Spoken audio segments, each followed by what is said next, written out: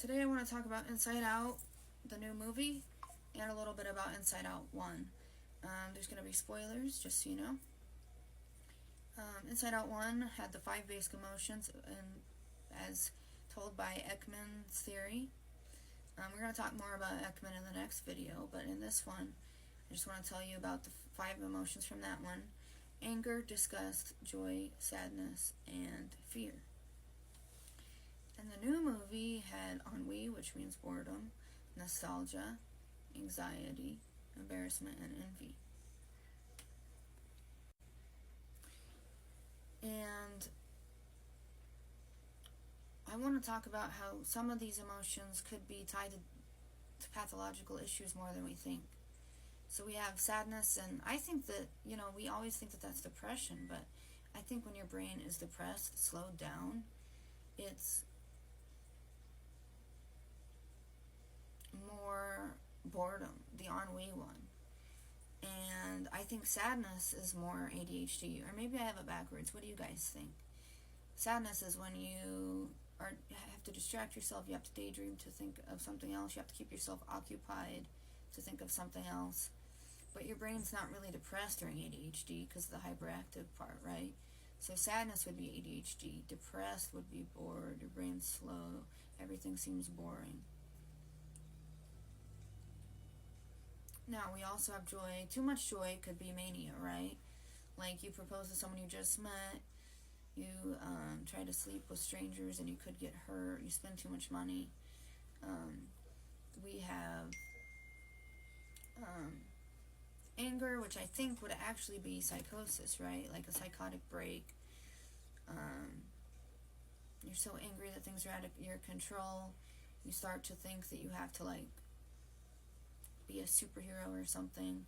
It's delusions. It's not quite schizophrenia. Schizophrenia can have psychosis, but schizophrenia is more fear, right? The fear emotion. Paranoia, delusions that like an alien's going to come get you, that your phone is going to make you an FBI agent and you have to be careful.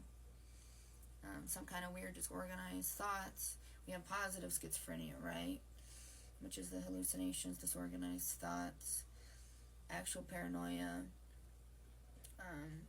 maybe not full-on hallucinations, but like thinking people are talking to you in your brain, or seeing shadows moving. And then there's negative symptoms where you're like catatonic, trying to move, trying to do things and you can't. That would be fear, right? Some very disorganized thoughts, and you have sometimes you can't even get your words out right with schizophrenia. But that's not even relevant to this. We could talk about that another time. And then disgust would be like OCD, right? You're obsessing over something that you have to fix compulsively. And sometimes you do it in ways that have nothing to do with the actual thing because you just know you have no control over the actual thing that's bothering you. What about the other ones from the new movie? We talked about boredom. What about anxiety? That one's just anxiety, right?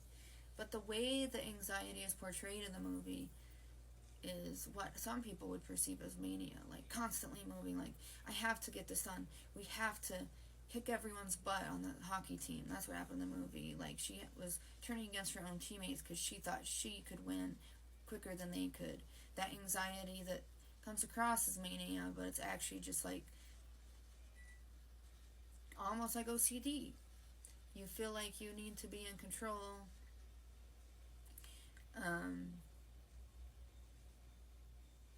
You feel like you have to speed up, you have to be on speed, right? And then nostalgia. Here's where we're going to get in these last 3, and they're going to be a little more abstract. I think that nostalgia is being unhappy in your surroundings, and I think that could contribute to dissociation, dissociative identity disorder, or just dissociative amnesia. You're not happy in the moment.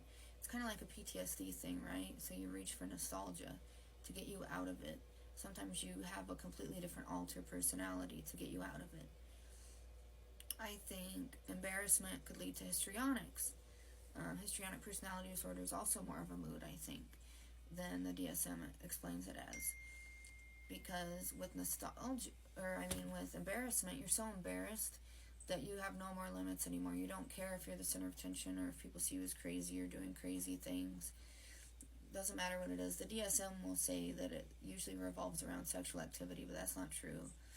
Histrionic is just like, you're already embarrassed, so whatever, give somebody a reason to think you're embarrassing enough that they won't embarrass you. And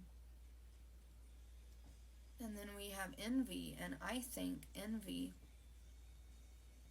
is a narcissism thing. It's not just wanting what somebody else has, but it's wanting to focus just on you, not on what other people are doing, but when you're going through Facebook and you only want to post what you're doing so that you can show your skills and not think about other people. That's narcissism, and I think that's also more of a mood than just a personality disorder.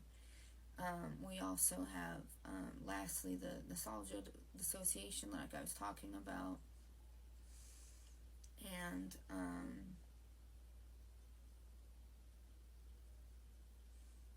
I think monotropism and autism could also be nostalgia, where you just want to focus on one thing and nothing else. You're not happy in the moment.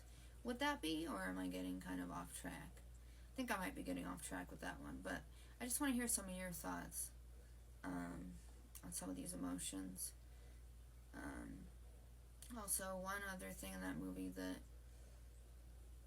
they brought up was sarcasm, and I wonder if being dry and being sarcastic could be a symptom of another mood, like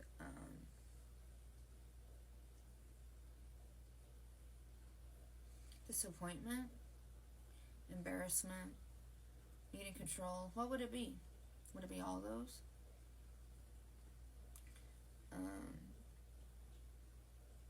Yeah, so if you want to just share your opinions about these different emotions, that would be cool too. Thank you.